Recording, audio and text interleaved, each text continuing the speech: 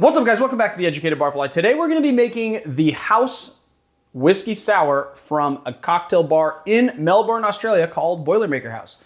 Boilermaker House is a easygoing kind of nip of whiskey and an easy drinking beer kind of spot that's just got very down-to-earth kind of late night bites and cocktails. It is the second bar opened by the Speakeasy Group in Melbourne, Australia. That's what I know about it. This cocktail is important, and why I thought it would be really fun to reconstruct it is because it is not reconstructed, but it'd be fun to make it for you guys because, or teach you guys to make it because A, it's a good drink, but then also because it plays with the reconstruction of cocktails. So it shows how you can take a existent classic cocktail that everybody knows and loves, and then reconstruct it into something wholly new with new flavor profiles, but also keeping the same sort of idea in place. I actually had a comment today from someone who was asking me how they go about making their own cocktails. Like what's a good way to get started just creating your own cocktails?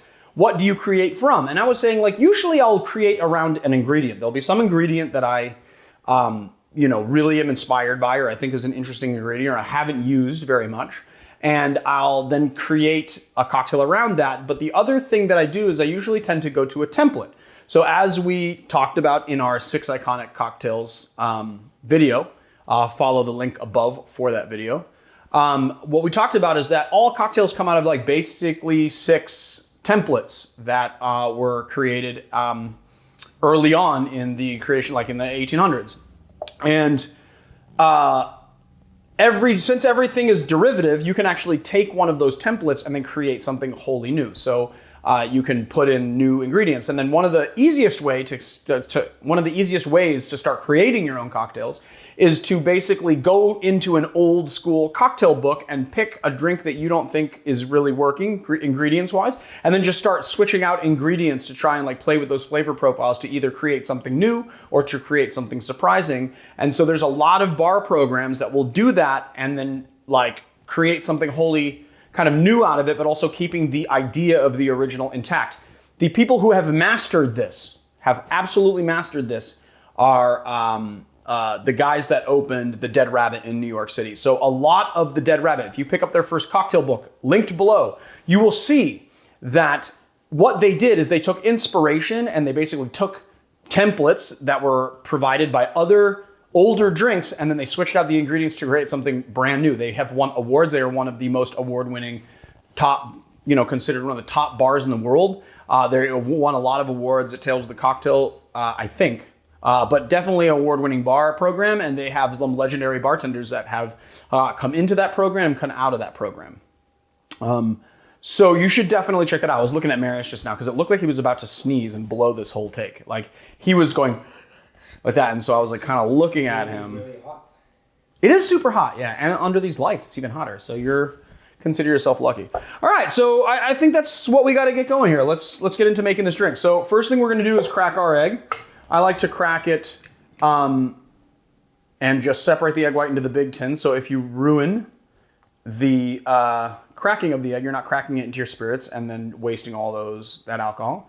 A lot of people have kind of, even some of my fresh chef friends, I'm going to throw this out because we don't need it, and I want to wash my hands real quick. But some of my chef friends have gotten on my case about cracking an egg on the side of a tin, but I will tell you this, and they say you should always crack it on the cutting board.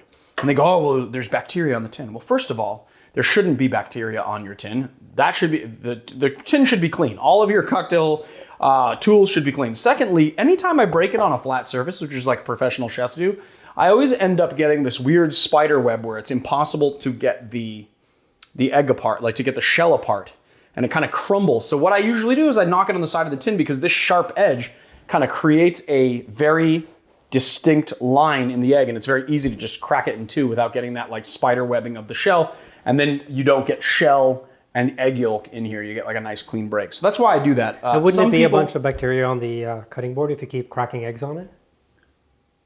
Well, I mean, you're supposed to be cleaning your cutting board too, Marius. So like the thing is that like, this is what I don't understand. And then you and I will agree on this. I don't know why there's less bacteria on a cutting board, all right, than there is on the tin. If your tin is clean and your cutting board is clean, the bacteria shouldn't really be much of a problem. The other thing is that, like, I don't really understand why everyone's so, like, obsessed with, like, avoiding bacteria. If you avoid all the bacteria in the world, you're just gonna become a sickly person. You need a healthy amount of bacteria to provide your immune system with the strength to fight off the flu and stuff, right? You'd be the bubble boy. Yeah, you'd be the bubble boy. So I don't know why everyone's so squeamish about bacteria. That being said, there shouldn't be any more bacteria on this tin, which is fully clean, than on your cutting board, which should also be clean. Just, saying.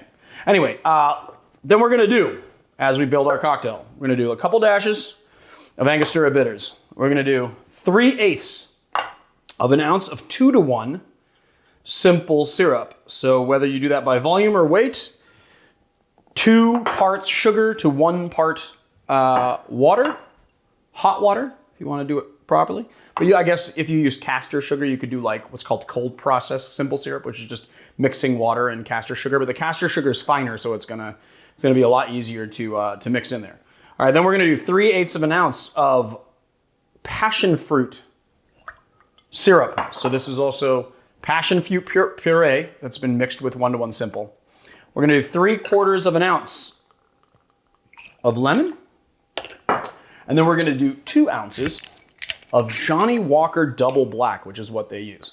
And some of you are going to ask me, well, what the difference is between Johnny Walker Double Black and Johnny Walker Black, and that is that the Double Black is actually a much more smoky and peaty expression of Johnny Walker Black. That's what it is intended to be. And this is what the cocktail was made with. So if you and what I mean the cocktail was made with is Boilermaker House uses the Johnny Walker Double Black for this cocktail, and that's why I'm using it. And also, I was happy to find a cocktail that uses Johnny Walker Double Black because I've had this bottle for quite a while. And I love me some Scotch, but I was just like looking for things to do with it, and I found this cocktail, and I thought it would be a great cocktail to make for you guys. So then we're just gonna add our we're gonna add our cocktail to our tin, and then I also just realized that I have no ice. So I'm gonna take the time that it takes me to emulsify the egg by dry shaking it to go get the ice that we need. Maybe Marius can play you some music for the couple of seconds it takes me to come over here and gut myself a nice piece of ice. And I'm also realizing that I'm gonna have to get myself a nice sharp knife because we are gonna have to cut this down. I was also thinking you might have forgotten something else. Aha! What did I forget? What else did I forget? Glassware, strainer, double strainer, beer, ingredients, ice, knife. What? No garnish? There's no garnish on this. No, Angostura bitters would be the garnish. I thought you were going to do that. Honestly, what I should do if everyone's gonna because the last time I did the little technique with the bitters thing, people are like, oh, that's so sloppy. You should use a dropper. So we have some Angostura bitters in a dropper. I don't have that. I was just gonna use this. People are gonna get all crazy about it. I thought you were going to do half a passion fruit. We could do half a passion fruit. It's just behind me. But this is a sour and it doesn't have any ice content, so you can't lay the passion fruit on anything. So basically, when I do sours, I like to use 1 big rock of ice. This is a bit too big, so I'm just gonna cut it. And don't cut like this at home if you're not used to it. It's very dangerous, okay? It's very dangerous. I'm gonna put that here. I'm gonna put this away so that we don't waste it. All right, 1 big piece of ice is what you need. And the reason why is because you get less dilution with 1 piece of ice. You get superior texture, and texture, like whiskey sours, are all about texture. It's very important.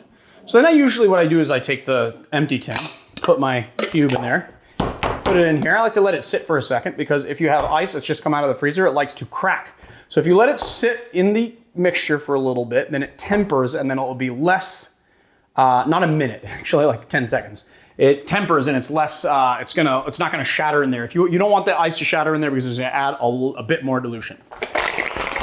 Just do a nice shake.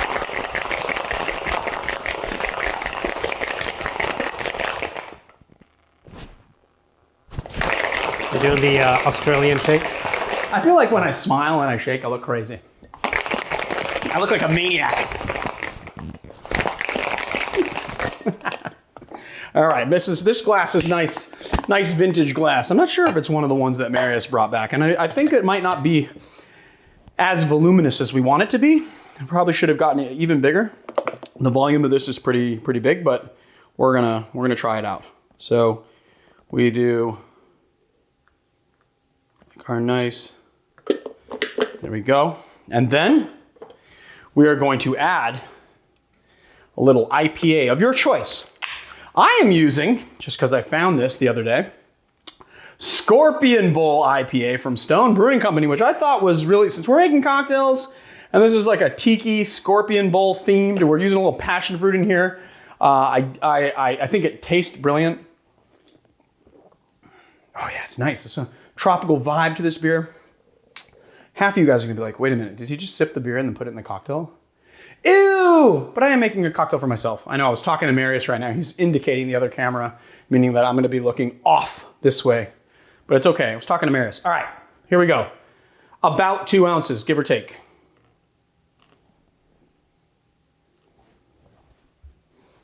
Maybe just a little skosh more. And then we are going to do... I thought you were using the dropper. No, I said we didn't have the dropper. Oh, I was I gonna thought go... you said you had a dropper. No, I mean, I have a dropper here somewhere. Fine. We're using the dropper. Marius doesn't like it when I go like that. People, I guess Marius likes it when I use the dropper, so. I thought you meant with the camera. No, that's coffee. That's coffee, dude. Where is the damn dropper with Angostura bitters in it? There it is. That's Angostura bitters. That was coffee. That was coffee bitters. I never said it wasn't. Marius, stop trying to make me make mistakes. All right, here we go. I'm just gonna 2, 3, 4, 5 little drops on the top. If you want, you can make little hearts out of it. I'm not gonna do that. I'm just gonna taste this cocktail. Voila, the Boilermaker House Sour. Let's try it. Ooh, whoa, that's complex. So you get a ton of smoke on this cocktail. It is tart. You can taste the passion fruit pretty apparently. Like it's pretty.